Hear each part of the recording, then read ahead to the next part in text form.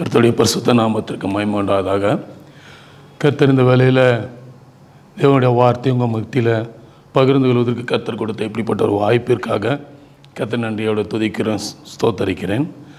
உங்களோடு கூட இந்த நாளில் பகிர்ந்து கொள்ளக்கூடிய ஒரு பகுதி ஏசாயா 61ஆம் அதிகாரத்திலிருந்து சில பகுதிகளை உங்களோடு கூட பகிர்ந்துக்கவும் அதை குறித்து தியானிக்கவும் கர்த்தருடைய ஆவியானவர் எனக்கு கொடுத்த அந்த உந்துதலின் பிரகாரம் அந்த சில வசனங்களை நம்ம இப்போ தியானிப்போம். கர்த்தராகிய தேவனுடைய ஆவியானவர் என்மேல் இருக்கிறார். சிறுமைப்பட்டவர்களுக்கு சுவிசேஷத்தை அறிவிக்க கர்த்தர் என்னை அபிஷேகம் பண்ணினார்.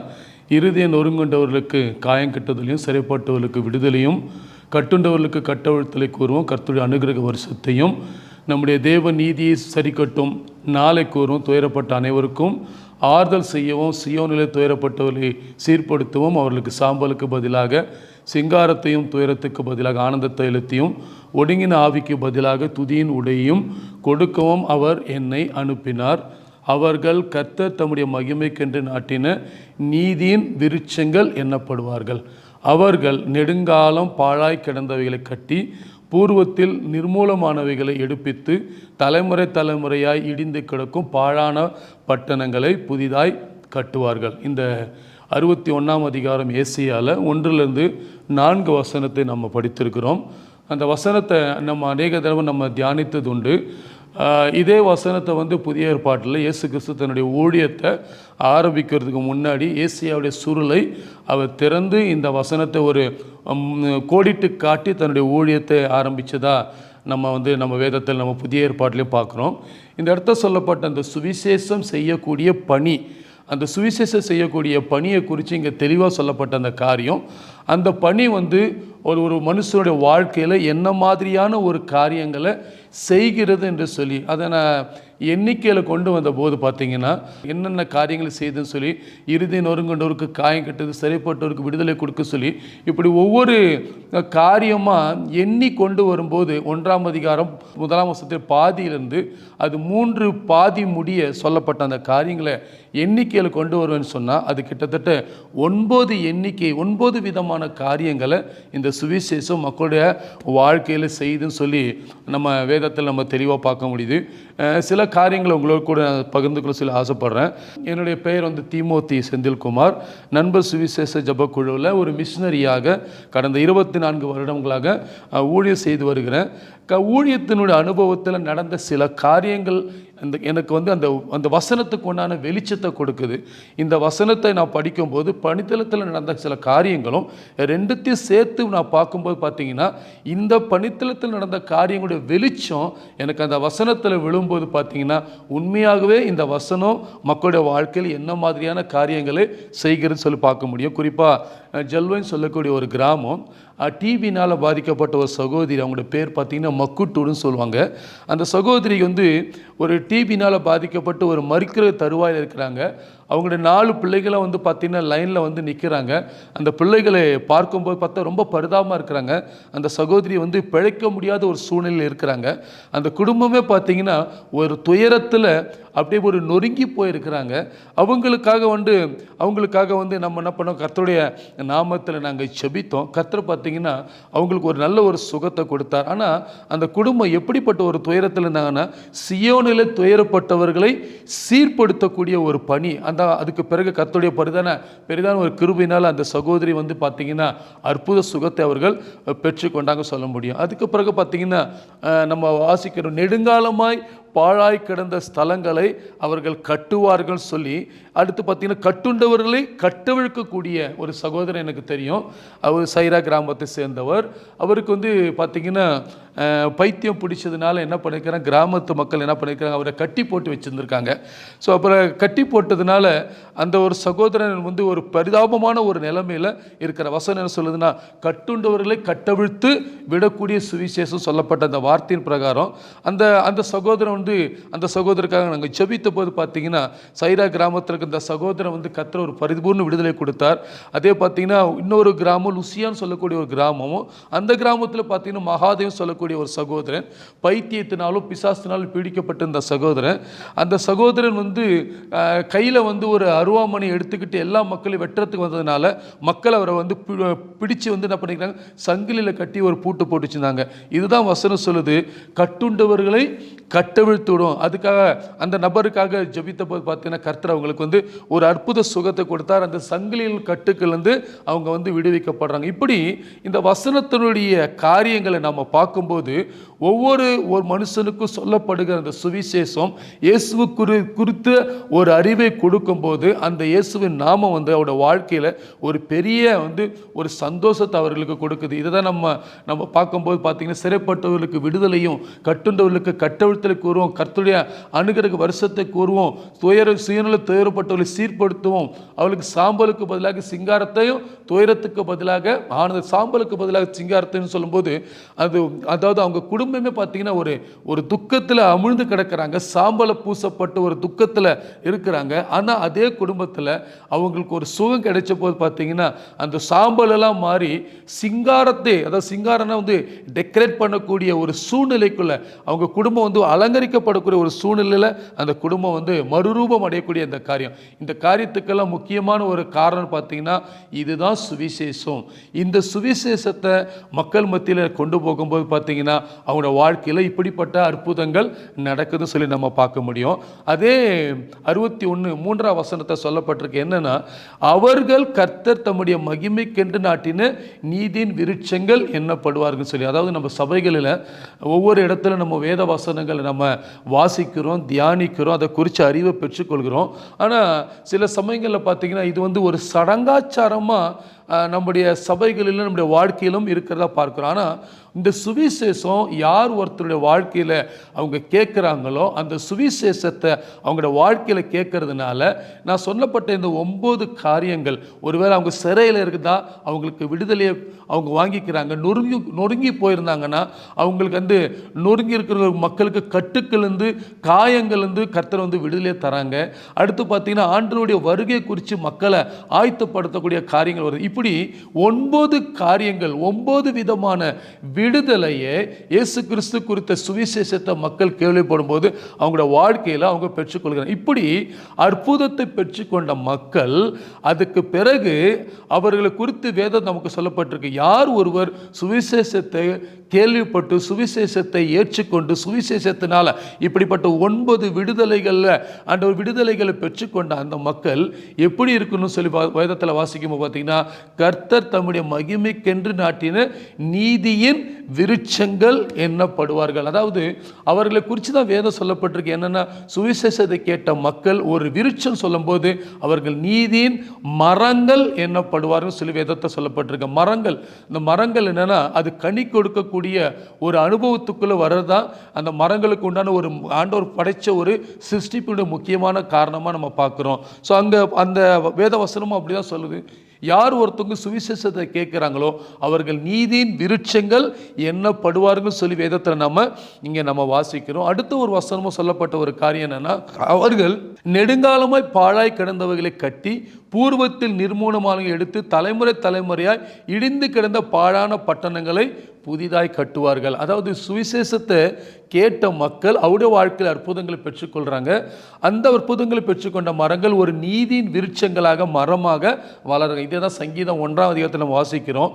அதாவது கர்த்தருடைய சுவிசேஷத்தை வாசிக்கிறவங்க தியானிக்கிறவங்க அவங்க வந்து வேதத்தில் நம்ம வாசிக்கும்போது ஆற்றோர் நடப்பட்ட அது தன் காலத்தில் கனி கொடுக்கிற இலை உதிரா மரத்தை போல அவன் இருப்பான். அந்த இலை உதிரா மரம் என்று சொல்லக்கூடிய அந்த வார்த்தையை தான் 61:3 சொல்லப்பட்ட நீதியின் விருட்சங்கள் எண்ணப்படுவார்கள் சொல்லி தேவஜனம் நம்முடைய வாழ்க்கையில் கூட நம்முடைய வாழ்க்கையில் சுவிசேஷத்தை கேட்கிற நாம் எப்படி இருக்கணும் சொல்லி வேதம் சொல்லப்பட்டிருக்குன்னா, சுவிசேஷத்தை கேட்ட நாம் நீதியின் விருட்சங்களாக மரங்களாக நாம் கனி கொடுக்கக்கூடிய ஒரு அனுபவத்திற்குள்ள வர வேண்டும் என்று சொல்லி. கனினா நம்ம கனியை வந்து நம்ம சாப்பிட்றோம். அந்த கனியை சாப்பிட்ட பிறகு பார்த்தீங்கன்னா அந்த கனிக்குள்ளே இருக்கக்கூடிய ஒரு விதை, அந்த விதை தான் மறுபடியும் அடுத்த கனிகளை உருவாக்குவதற்கு உண்டான திராணியை கர்த்தர் அந்த பழங்களுக்கு நடுவில் தான் வச்சிருக்கிறார். அதாவது இது என்ன சொல்லுதுன்னா, வசனம் நமக்கு கற்றுக் கொடுக்குன்னா, ஆண்டவரை ஏற்றுக்கொள்வதனால நமக்கு வரக்கூடிய விடுதலைகளை அனுபவிப்பதற்கு நாம் அழைக்கப்பட்டிருக்கிறோம். அது நம்முடைய உரிமையாக கூட எடுத்துக்கொள்ளலாம். ஆனால் ஆண்டவருடைய சுகத்தையும் அற்புதத்தையும் விடுதலையை பெற்றுக்கொண்ட நாம் அதை அனுபவித்த பிறகு மறுபடியும் அந்த விதையாக இயேசு கிறிஸ்து சொல்லப்பட்ட அந்த விதையை, அந்த சுவிசேஷத்தை மற்றவர்களுக்கும் எடுத்து சொல்லக்கூடிய எடுத்து கொண்டு சேர்க்கக்கூடிய அழைப்பில் நம்ம அழைக்கப்பட்டிருக்கோம் சொல்லி இந்த வசனம் நமக்கு கற்றுக் கொடுக்குது. ரெண்டாவது ஒரு காரியம் 4ஆம் வசனத்தில் பார்க்கிறோம். அவர்கள் யார்னா சுவிசேஷத்தை கேட்டவர்கள். அவர்கள் நெடுங்காலமாய் பாழாய் கிடந்தவைகளை கட்டி பூர்வத்தில் நிர்மூலமானவைகளை எடுப்பித்து தலைமுறை இடிந்து கிடந்த பாழான பட்டணங்களை புதிதாய் கட்டுவார்கள் சொல்லி பணித்தளத்தில் நடந்த ஒரு காரியம் உண்டு. ஜெகதீஷ்பூர்னு சொல்லக்கூடிய ஒரு கிராமம்.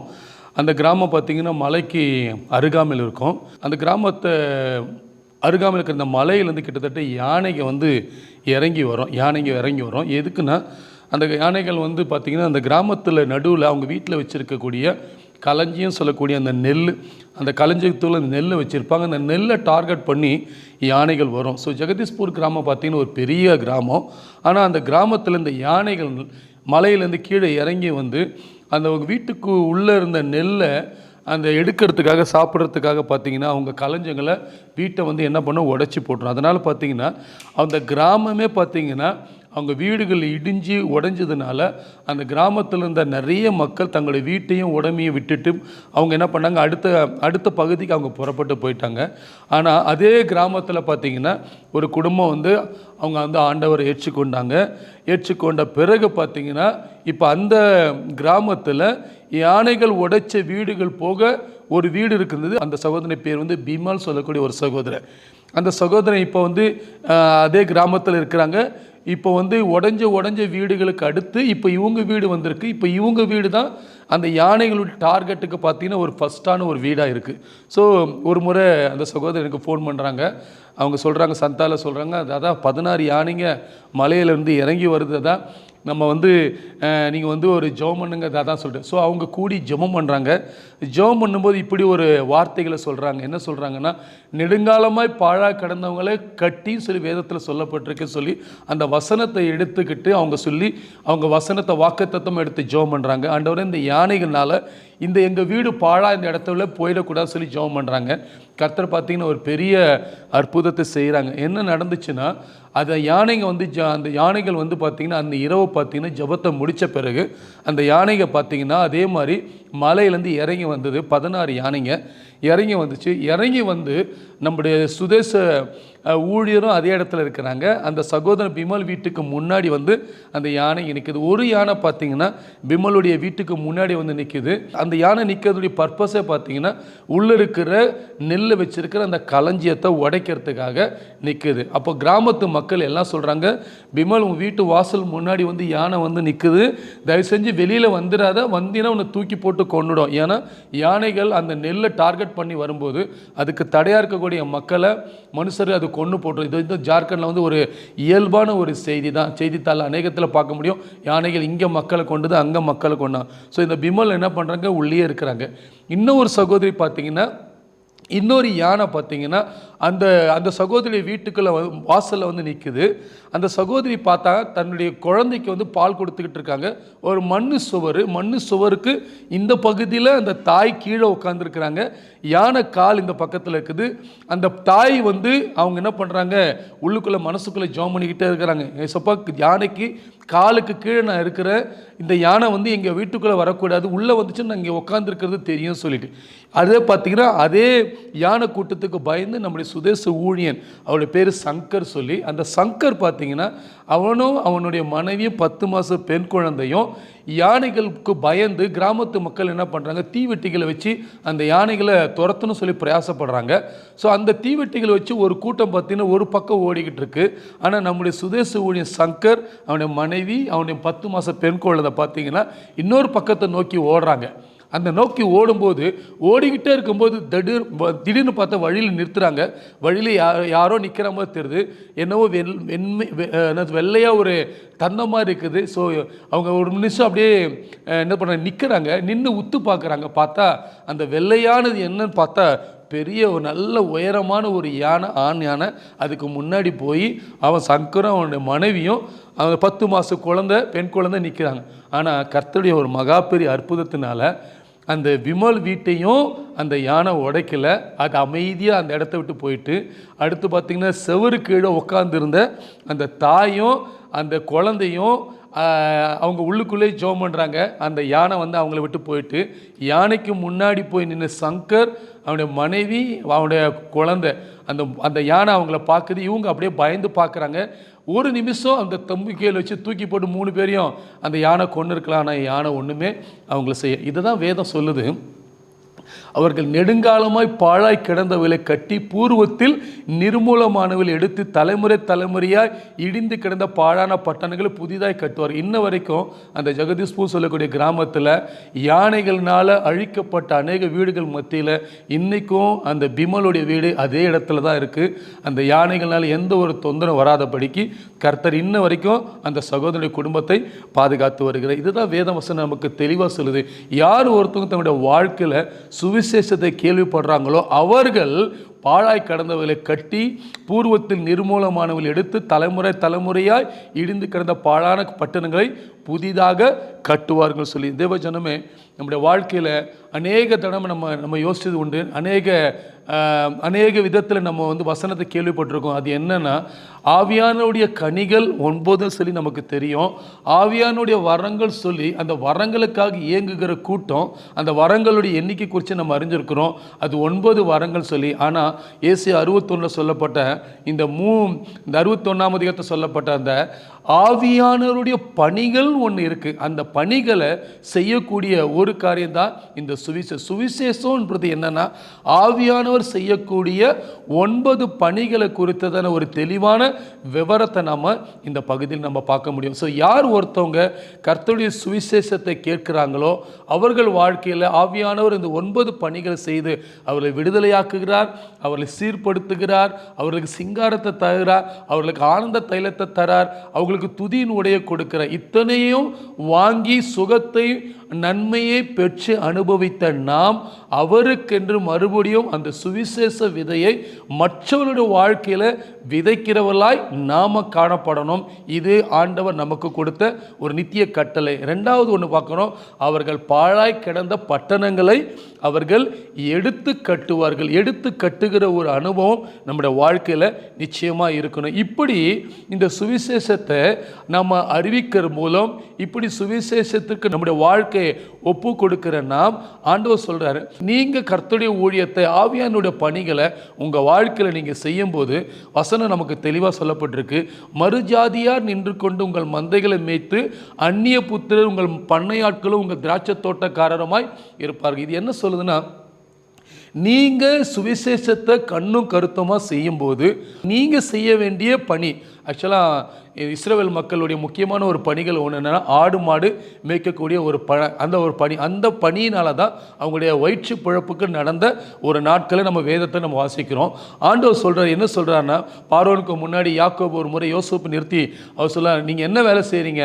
நான் ஆடு மேய்க்கிற ஒரு பணியில் இருக்கிறேன். ஈவன் பார்த்தீங்கன்னா, அந்த பார்வோனுக்கு ஆடு மாடு மேய்க்கிற ஒரு பணி ஒரு அருவருப்பான ஒரு பணின்னு தெரிஞ்சோம். தன்னுடைய நிலைமையை அப்படியே மறைக்காமல் சொன்ன யாக்கோபு குறித்து நம்ம வாசிக்க முடியும். ஸோ அப்படிப்பட்ட மந்தைகளை மேய்க்கக்கூடிய பணிகளினால் தான் அவங்களுடைய ஆகாரம், அவங்களுடைய வயிற்றுக்குண்டான காரியங்களை சம்பாதித்த ஒரு காரியம். ஆனால் வேதம் சொல்லுது, இந்த சுவிசேஷத்தை விதைய நீங்கள் ஒரு விருட்சங்களை போல அந்த சுவிசேஷத்தினுடைய நன்மையை அனுபவித்த நீங்கள் அந்த விதையை கொண்டு போய் மற்றவருடைய வாழ்க்கையில், மற்றவர்களுக்கு தேவையானோட வாழ்க்கையில் நீங்கள் விதைக்க பிரயாசப்படும் போது ஆண்டவர் சொல்கிறார், நீங்கள் செய்ய வேண்டிய பணிகளை, மந்தைகளை மேய்க்க வேண்டிய பணிகளை, இன்னும் உங்களுடைய பண்ணை வேலைகளை கர்த்தர் என்ன பண்ணுவார்னா, அவர் தன்னுடைய ஆட்களை வச்சு உங்கள் வாழ்க்கையில் செய்து முடிப்பார் சொல்லி ஆண்டவர் ஏற்றுக்கொண்டேன். ஆண்டவருடைய சுவிசேஷத்திற்கு என்னை ஒப்பு கொடுத்தேன்.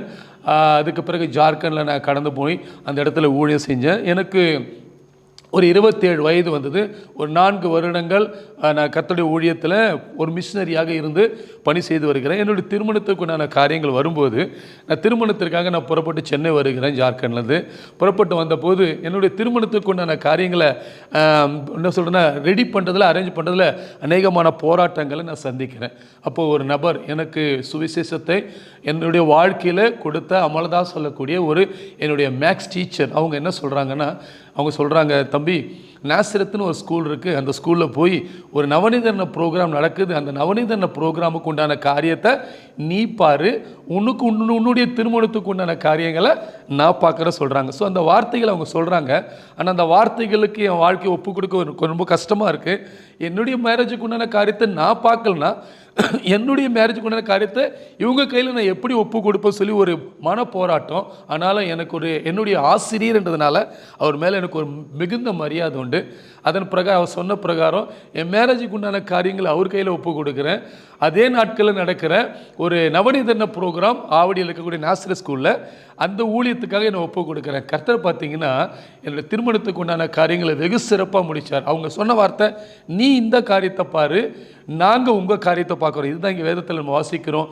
மறுஜாதியார் நின்று கொண்டு உங்கள் மந்தைகளை மேய்ப்பார்கள். அதாவது நீங்கள் இருந்து உங்கள் வாழ்க்கையில் உங்களுக்கு உண்டான நன்மைகளை நீங்கள் என்ன செய்யணும்னு நீங்கள் எதிர்பார்க்கிறீங்களோ அதை கர்த்தர் கையில் ஒப்பு கொடுத்துருங்க. கர்த்தருக்கு உண்டான சுவிசேஷ விதைகளை விருட்சங்களாக இருந்து மற்றோட வாழ்க்கையில் விதைக்கக்கூடிய அனுபவத்துக்குள்ளே நீங்கள் வரும்போது உங்களுக்கு உண்டான பணியை கர்த்தர் உங்கள் வாழ்க்கையில் நிச்சயமாய் அவரே நின்று அவருடைய மக்களை அந்த இடத்துல நிற்க வச்சு உங்களுக்கு உண்டான பணியை அவரே செய்து முடிப்பான்னு சொல்லி வேதம் நம்மளை உற்சாகப்படுத்துது. 2வது 6ஆம் வசனம் தெளிவாக சொல்லப்பட்டிருக்கு, நீங்களோ கர்த்தரின் ஆசார் என்று சொல்லப்படுவீர்கள், உங்களை நமது தேவனுடைய பணிவிடைக்காரர் என்பார்கள். அதாவது இன்றைக்கி என்னென்னா ஒரு மாதிரி ட்ரெண்டிங் போயிட்டுருக்கு. என்னென்னா பைபிள் காலேஜ் முடித்தவங்க, ரெவரண்ட்டு, அங்கி போட்டவங்க, இவங்க சொல்லி நிறைய காரியங்களை நம்ம இன்றைக்கி பேசுகிறோம். ஆனால் இந்த இடத்துல சுவிசேஷம் தெளிவாக சொல்லுது, யார் ஒருத்தர் இயேசுவுக்குரிய சுவிசேஷத்தினுடைய விதையை விதைக்கிறாங்களோ, மற்றோட வாழ்க்கையில் கொண்டு போய் சேர்க்குறாங்களோ, இயேசுடைய அந்த சுவிசேஷம் செய்யக்கூடிய 9 பணிகளில் அட்லீஸ்ட் ஒரு பணியை கொண்டு போய் அந்த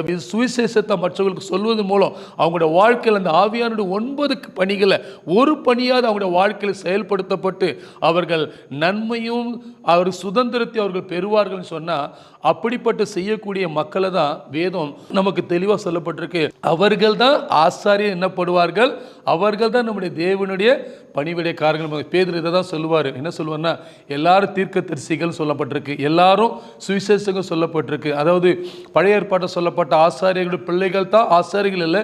புதிய ஏற்பாட்டை பொறுத்த வரைக்கும் அத்தனை பேரும் தீர்க்கதரிசிகள், அத்தனை பேரும் சுவிசேஷத்தை அறிவிக்கக்கூடிய ஒரு உன்னத பணியில் நாம் இருக்கிறோம் என்று சொல்லி, சுவிசேஷத்தை அறிவிக்கக்கூடிய பணியில் யார் ஒருத்தர் செய்கிறாங்களோ அவங்கள தான் வேதம் சொல்லுது, நீ ஏன் ஆசாரியன், நீ ஏன் பணிவிடைக்காரன், நீ ஏன் ஊழியக்காரன். அது ஆணாக இருக்கலாம், பெண்ணாக இருக்கலாம், சிறு பிள்ளையாக இருக்கலாம், இல்லை பெரியவங்களாக இருக்கலாம், யார் ஒன்றா இருக்கலாம்.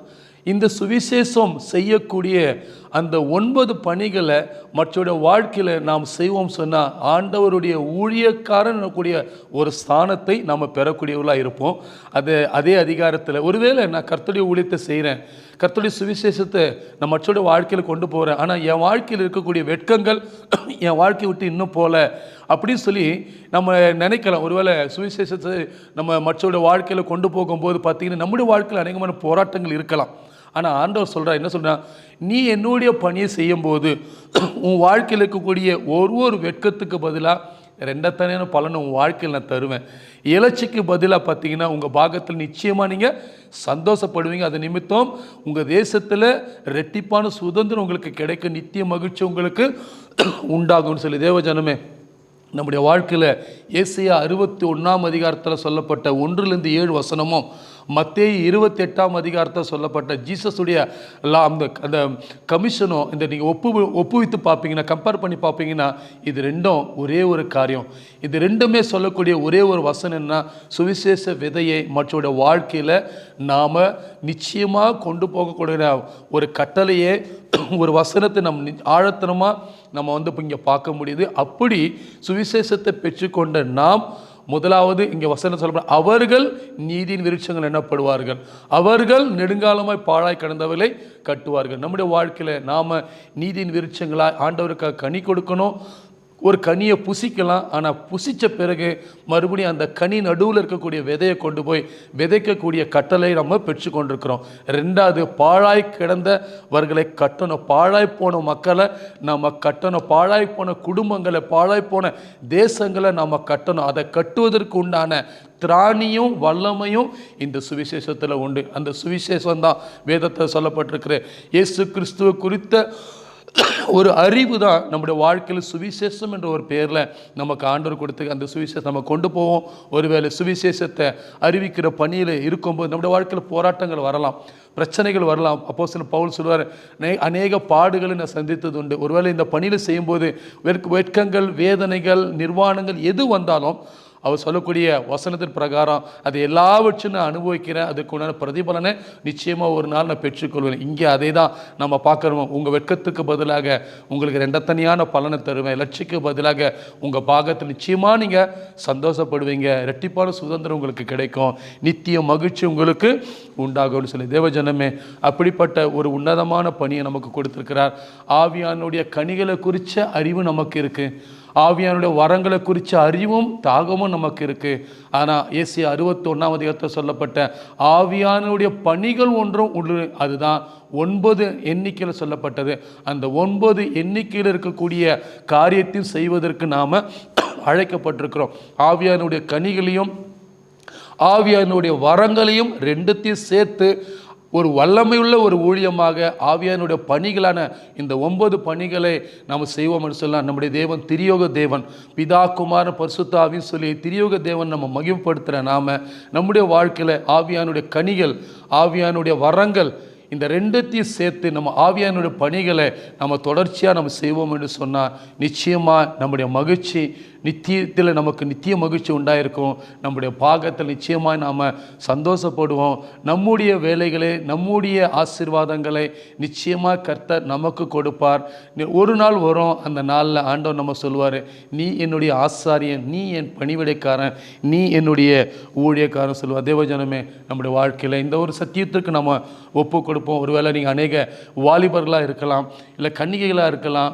இந்த நேரத்தில் ஆண்டவர் சொல்கிறார், ஒவ்வொரு ஞாயிற்றுக்கிழமையில் உட்காந்து நம்ம சுவிசேஷத்தை நம்ம கேட்குறோம்.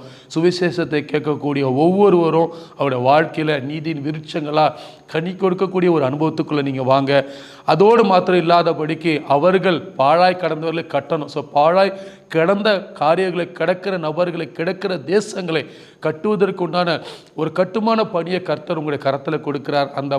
அந்த ஒரு பணியை நீங்கள் அந்த ஒரு சேலஞ்சாக எடுத்துக்கிட்டு நீங்கள் முன்னோக்கி வரும்போது கர்த்தர் உங்களுடைய எதிர்காலத்தை பொறுப்பெடுக்கிறார், உங்களுடைய தேவைகளை பொறுப்பெடுக்கிறார். நீங்கள் கர்த்தருடைய ஊழியத்தை செய்து கொண்டே போகும்போது ஒரு நாள் உங்களுக்கு உண்டான அழைப்பு வரும்போது நீங்கள் சொல்லுவீங்க, என்னுடைய மகிழ்ச்சி நித்தியமாக இருக்கிறது, என்னுடைய பங்கு ரெட்டிப்பாக இருக்கிறது சொல்லி தேவனுடைய நாமத்தை நீங்கள் மகிமைப்படுத்துவீர்கள், நித்திய மகிழ்ச்சிக்குள்ளே நீங்கள் பிரவேசிப்பீர்கள். இப்படிப்பட்ட இந்த சத்தத்தை கேட்குற ஒவ்வொரு விசுவாசியும், ஒவ்வொரு ஊழியக்காரனும், ஒவ்வொரு வாலிபனும், ஒவ்வொரு கன்னிகையும், ஒவ்வொரு சிறு பிள்ளைகளுக்கு கொடுக்கப்பட்ட இந்த ஒரு அழைப்பு ஏசியா 61 இப்படிப்பட்ட ஒரு வெளிச்சத்தோடு இந்த வசனத்தை நாம் படிப்போம், தியானிப்போம்.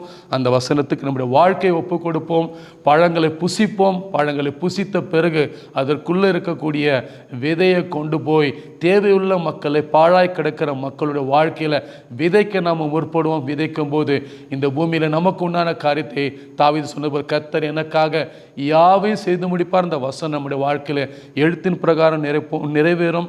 நித்திய மகிழ்ச்சி நம்முடைய வாழ்க்கையிலும், நாம் ஊழியத்தை செய்கிறது மூலம் நம்முடைய பிள்ளைகள் வாழ்க்கையிலும், நம்முடைய சந்ததி வாழ்க்கையிலும் அந்த மகிழ்ச்சி உண்டாக்கும். இந்த வார்த்தையை தாமே கர்த்தர் ஆசீர்வதிப்பாராக. இந்த வேளையில் இந்த வசனத்தை கேட்ட நாம் நம்முடைய வாழ்க்கையை கர்த்தருடைய வசனத்துக்கு நேராக ஒப்பு கொடுக்குற ஒரு நேரம். நீங்கள் ஒரு வேளை நினைக்கலாம், ஆனால் நீங்கள் உங்கள் வாழ்க்கையை இந்த வசனத்துக்கு நேராக ஒப்பு கொடுத்துருக்குறீங்களா சொல்லி நீங்கள் நினைக்கலாம். நீங்கள் கேள்வி கேட்கலாம், இதே வசனம் என் வாழ்க்கையில் 1997 வருஷத்தில் இந்த வசனம் என் வாழ்க்கையில் வந்தபோது ஆண்டவர் இதே வசனத்தை என் வாழ்க்கையில் எனக்கு ஆண்டவர் ஒரு அழைப்பின் வசனமாக கொடுத்தார். அந்த வசனத்துக்கு நான் என்னை ஒப்பு கொடுத்தேன். கர்த்தர் ஒரு பெரிதான கிருபையினால் என்னுடைய படிப்பில் கர்த்தர் எனக்கு உதவி செய்தார். இதே சென்ட்ரல் பாலிடெக்னிக் தரமணியில் இருக்கக்கூடிய ஒரு பாலிடெக்னிக்கில் என்னுடைய டிப்ளமா மெக்கானிக்கல் இன்ஜினியரிங் முடித்த பிறகு என்னுடைய வாலிப நாட்களில் இப்படியா நான் யோசித்தது உண்டு. நான் சிங்கப்பூர் போனோம், நிறைய பணங்களை சம்பாதிக்கணும்னு சொல்லக்கூடிய எண்ணங்கள் எனக்குள்ளே இருந்தது உண்டு. ஆனால் கர்த்தர் இந்த வார்த்தையை என் வாழ்க்கையில் கொடுத்த போது அந்த வார்த்தைக்கு என்னுடைய வாழ்க்கையை நான் ஒப்பு கொடுத்தேன். என் வாலிபத்தை நான் ஒப்பு கொடுத்தேன். கர்த்தர் என்னுடைய வாலிபத்தை பயன்படுத்தினார், என்னுடைய ஊழியத்தை கனப்படுத்தினார். கடந்த 24 வருடமாக இந்த விதையை, சுவிசேஷ விதையை மக்களுடைய இருதயத்தில் விதைக்கக்கூடிய ஒரு உன்னத பணியை கர்த்தர் எனக்கு கரத்தில் கொடுத்தார். இந்த உன்னத பணியை நான் செய்ததுனால அநேக துயரப்பட்ட அவர்கள் ஆறுதல் அடைஞ்சிருக்கிறாங்க. அநேக சிறைப்பட்டு போனவர்கள் விடுதலை பெற்றுக்கொண்டாங்க. கட்டுண்டு கடந்தவங்க கட்டவிழ்த்தில் அவங்களோட வாழ்க்கையில் பெற்றுக்கொண்டாங்க. துயரத்துக்கு பதிலாக ஆனந்த தைலத்தை பெற்றுக்கொண்டாங்க. ஒடுங்கின ஆவிக்கு பதிலாக துதியினுடைய பெற்றுக்கொண்டாங்க. இந்த வேளையில் இந்த சத்தத்தை கேட்குற நீங்களும் ஒருவேளை நீங்கள் வாலிபர்களாக இருக்கலாம், நீங்கள் கன்னிகைகளாக இருக்கலாம். ஆண்டவர் சொல்கிறேன், நீ என்னுடைய பணிவிடைக்காரனாக, நீ என்னுடைய ஆசாரியனாக ஆகணும்னு சொல்லி நான் விரும்புகிறேன்னு சொல்லி அப்படிப்பட்ட ஒரு தாகத்தோடு நிற்கிற தேவனுக்கு இந்த வசனத்தை உங்கள் வாழ்க்கையில் நீங்கள் ஏற்றுக்கொள்வீர்களானா, இந்த வசனத்துக்கு உங்கள் வாழ்க்கையை நீங்கள் ஒப்பு கொடுப்பீர்களானா, சுவிசேஷ விதையை மற்றோட வாழ்க்கையில் விதைப்பது எனக்கு கொடுக்கப்பட்ட அப்பியாசமான முக்கியமான ஒரு பணின்னு சொல்லி நீங்கள் நிச்சயமாக உணர்வீர்களானா, ஒரு நிமிஷம் உங்கள் கண்களை மூடி உங்கள் இருதயத்தில் இப்படிப்பட்ட ஒரு வார்த்தையை சொல்லுங்கள். ஆண்டவரே, சுவிசேஷத்தை கேட்குறவங்க ஒவ்வொரு தடவையும், ஒவ்வொரு சண்டையிலையும், ஒவ்வொரு கூடுகளையும் வசனத்தை நாங்கள் கேட்குறோம். ஆனால் அது எங்கள் வாழ்க்கையில் ஒரு சம்பிரதாயமாக, ஒரு சடங்காசாரமாக ஏதோ கேட்டுட்டு போகிறோம். ஆனால் வெறும் கேட்குறதுக்காக சுவிசேஷம், இயேசுவை குறித்த வசனம், இயேசுவை குறித்த ஞானம் எங்களுக்கு கொடுக்கப்படலை. ஆனால் அதற்கு மாறாக யாரெல்லாம் சுவிசேஷத்தை அவங்களோட வாழ்க்கையில் கேட்குறாங்களோ அவங்க வாழ்க்கையில் இப்படிப்பட்ட பணிகள், ஆவியானோட பணிகள்னால விடுதலையை அனுபவிக்கணும். அனுபவித்த பிறகு நீதியின் விருட்சங்களாய் கனி கொடுக்கணும் சொல்லி இன்றைக்கி இந்த வசனத்தை நாங்கள் கேட்டிருக்கிறோம்.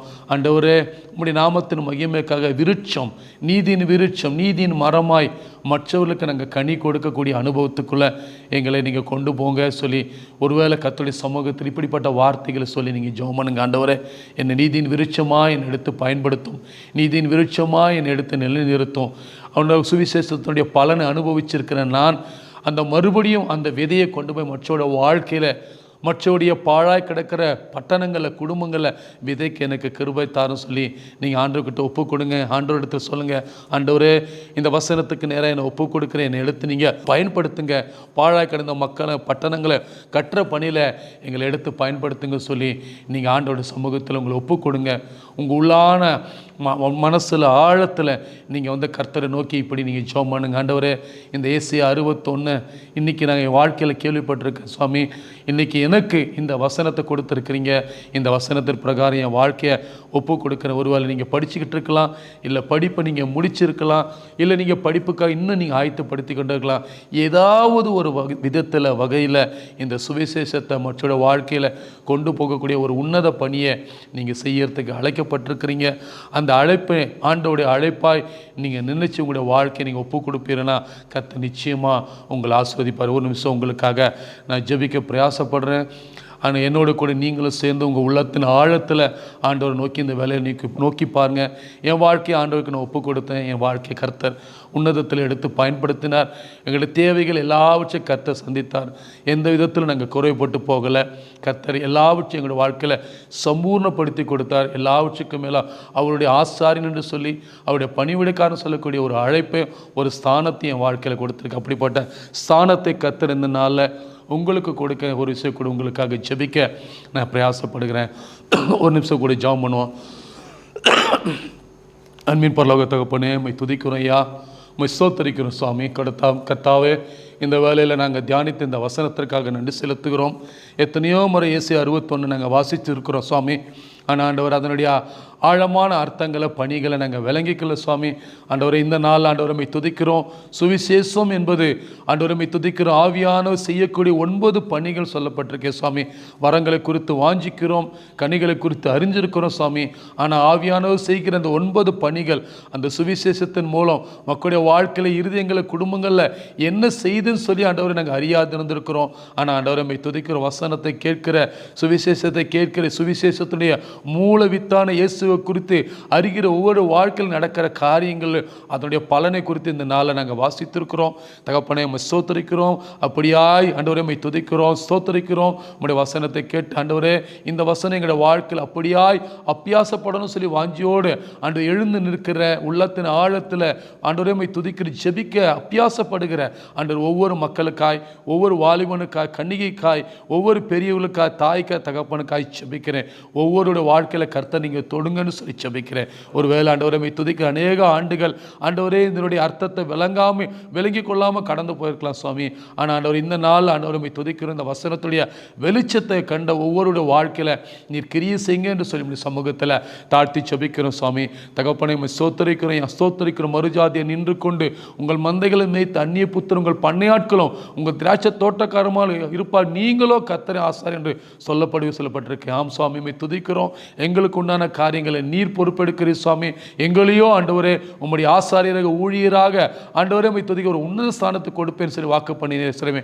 அப்படிப்பட்ட ஒரு உன்னத ஸ்தானத்தை இந்த சுவிசேஷத்தை இந்த வார்த்தை கேட்கிற ஒவ்வொருவருக்கும் அப்படிப்பட்ட உன்னத ஒரு ஸ்தானத்தை அவருடைய வாழ்க்கையில் நீங்கள் தாங்க என்று சொல்லி ஜெபிக்கிற சுவாமி. உங்களுடைய ஊழியத்தை செய்கிற வேலையில் அப்போஸ்தலனாகிய பவுல் சொன்னது போல அநேக வெட்கங்களையும் வேதனைகளையும் நிர்வாணங்களையும் பசிகளையும் கண்டது உண்டு. ஆனாலும் தகப்பனை ஸ்தோத்திரிக்க வசனம் சொல்லுது சுவாமி, உன் வெட்கத்திற்கு பதிலாக ரெண்டத்தனியான பலன் வரும். இலட்சிக்கு பதிலாக தங்கள் பாகத்தில் சந்தோஷம் அடைவார் சொல்லப்பட்டிருக்கு. தங்கள் தேசத்தில் ரெட்டிப்பான சுதந்திரத்தை அடைவார் சொல்லப்பட்டிருக்கு. நித்திய மகிழ்ச்சி அவர்களுக்கு உண்டாக சொல்லப்பட்டிருக்கு சுவாமி. அப்படிப்பட்ட நித்திய மகிழ்ச்சி ஆசீர்வாதங்கள் ஆண்டவரே இந்த சுவிசேஷ விதைகளை மற்றொரு வாழ்க்கையில் கொண்டு போவதன் மூலம் சுவாமி அவர்கள் இப்படிப்பட்ட ஆசீர்வாதங்களை பெற்றுக்கொள்ளவா சொல்லப்பட்டிருக்கு சுவாமி. தகப்பனை உம்மை துதிக்கிறோம், ஸ்தோத்திரிக்க இப்படிப்பட்ட ஆசீர்வாதங்களை ஆண்டவரே உம்மை துதிக்கிறோம், ஸ்தோத்திரிக்கிறோம். இந்த நாளில் தங்களுடைய வாழ்க்கையை ஒப்புக் கொடுக்கிற ஒவ்வொரு வாழ்க்கையிலும் பெற்று அனுபவிக்கத்தக்கதாய் கர்த்தர் நீங்கள் உயர்த்துங்க என்று சொல்லி உங்களுடைய சமூகத்தில் தாழ்த்தி ஜெபிக்கிறேன். ஆவியானுடைய கனிகளுக்காக இயங்குகிற நாங்கள், ஆவியானுடைய வரங்களுக்காக ஆண்டவரை உம்மை துதிக்கிற இயங்குகிற நாங்கள் ஆண்டவர் ஆவியானவர் செய்யக்கூடிய அந்த 9 பணிகளையும் எங்களுடைய வாழ்க்கையில் செய்து உங்களுடைய நாமத்தை உயர்த்த திரியோக தேவனை நாங்கள் மகிமைப்படுத்த கர்த்தர் கிருபை தருவீராக. நிற்கிற ஜெபிக்கிற ஆண்டவரே இந்த சுவிசேஷத்தை கேட்கிற வார்த்தை கேட்கிற ஒவ்வொரு மக்களுக்காக ஜெபிக்கிறேன். இந்த வசனம் அவருடைய வாழ்க்கையில் 30, 60, 100 கனித்தந்து ஆண்டவரை உம்மை துதிக்கிறோம், ஸ்தோத்திரிக்கிறோம். ஆண்டவரை உம்மை துதிக்கிற சுவிசேஷ விதைகளை எல்லாருடைய இருதயத்தில் விதைத்து அவருடைய வாழ்க்கையில் சுவிசேஷத்துடைய பலனை புசிக்க கர்த்தர் நீங்கள் கிருபை தாரோம். பாழாய் கடந்தவர்களை கட்ட கர்த்தர் கிருபை தாரோம். நீதியின் விருட்சங்களை எண்ணப்பட கர்த்தர் கிருபை தாரோம். வெட்கத்திற்கு பதில் எண்டத்தனையான பலனை அனுபவிக்க கர்த்தர் கிருபை தாரோம். ஆண்டவரே உம்மை ஸ்தோத்திரி, நீ என்ன ஆண்டவரே ஆசாரியன் பணிவிடைக்காரன் சொல்லக்கூடிய உன்னத ஸ்தானத்தை பெற்றுக்கொள்ள கர்த்தர் கிருபை தாரோம். அப்படியே என்ன செய்ததற்காக நன்றி செலுத்துகிறோம். கர்த்தாவே உம்மை ஸ்தோத்திரிக்கிற ஆண்டவரே, இப்படிப்பட்ட சுவிசேஷத்தை ஆண்டவரே, இப்படிப்பட்ட வார்த்தையை ஒவ்வொரு மக்களுடைய இருதயத்தில் கொண்டு சேர்க்கிற இந்த கிரேஸ் டிவிக்காக அதிகமாக நாங்கள் நன்றி செலுத்துகிறோம் சுவாமி. ஆண்டவரே இப்படிப்பட்ட ஆண்டவரே உம்மை துதிக்கிறோம்.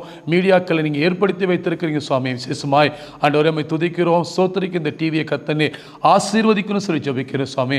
இன்னும் ஆண்டவரே இந்த மீடியா மூலம் இந்த டிவி கிரேஸ் டிவி மூலம் ஆண்டவரே உம்மை துதிக்கிறோம் சுவாமி. உலகத்தினுடைய எல்லா மூலைகளிலும் சுவாமி ஆண்டவரே உம்மை துதிக்க இந்த வசன விதைகள் விதைக்கப்பட கர்த்தர் நீங்கள் கிருபை தாரும் என்று சொல்லி உங்களுடைய சமூகத்தில் நாங்கள் தாட்டி ஜெபிக்கிறோம் சுவாமி. இன்னும் ஆண்டவரே இதை நீர் அபிஷேகிப்பீராக. இந்த ஆண்டவர் கிரேஸ் டிவி நீங்கள் பரிசுத்தப்படுத்துங்க. இன்னும் உடைய நாமத்தின் மகிமைக்கு அந்த ராஜ்யத்தினுடைய கட்டுமான பணிக்காய் எடுத்து நீங்கள் பயன்படுத்துங்க சொல்லி ஜெபிக்கிறேன். அதற்கு பொறுப்பாக இருக்கக்கூடிய ஒவ்வொரு அண்ணன்மார்களையும் ஆண்டவரே உம்மை துதிக்கிற சுவாமி. வேலை செய்ய ஒவ்வொருவரையும் கர்த்தர் நீங்கள் எடுத்து பயன்படுத்த அவருடைய குடும்பங்களை நீர் ஆசீர்வதிக்கணும் சொல்லி ஜெபிக்கிறேன். இது 6ஆம் வசனத்தில் நாங்கள் வாசித்தோமே சுவாமி, நீங்கள் என்னுடைய பணிவிடைக்காரர்கள், நீங்கள் என்னுடைய ஆசாரியன் சொல்லப்பட்டிருக்கேன். ஆமாம் ஆண்டவர், அப்படிப்பட்ட உன்னத ஸ்தானத்தை ஆண்டவரே உம்மை துதிக்க இவர்களுக்கு தந்து உடைய நாமத்தை உயர்த்திக்கொள்ளும். ஆண்டவரே அவருடைய வாழ்க்கையில் இருக்கிற எல்லா வெட்கத்திற்கு பதிலாக இரண்டத்தனியான பலனை தந்து நித்திய மகிழ்ச்சி ஆண்டவர்களுக்கு தந்து உடைய நாமத்தை உயர்த்திக்கொள்ளும். அப்பா உம்மை துதிக்கிற கேளுங்கள், சந்தோஷம் நிறைவாயிருக்கும்படி பெற்றுக்கொள்வீன்ற வார்த்தை பிரகாரம் ஆண்டு கேட்ட எல்லா காரியத்திலும் சுவாமி நாங்கள் யாருக்கெல்லாம் செபித்தோம் அத்தனை பேரும் ஆண்டவரே உம்மை துதிக்க நிறைவாய் பெற்றுக்கொள்ள ரெட்டிப்பாய் பெற்றுக்கொள்ள கர்த்தர் கிருபை தாரும். அப்படியா நீ கேட்டதற்கு நன்றி அப்பா, பதிலை கொடுத்தமைக்கா நன்றி செலுத்துகிறோம். இயேசுவின் நாமத்தை கொண்டு செபிக்கிறோம் எங்கள் நல்ல பிதாவே, ஆமென்.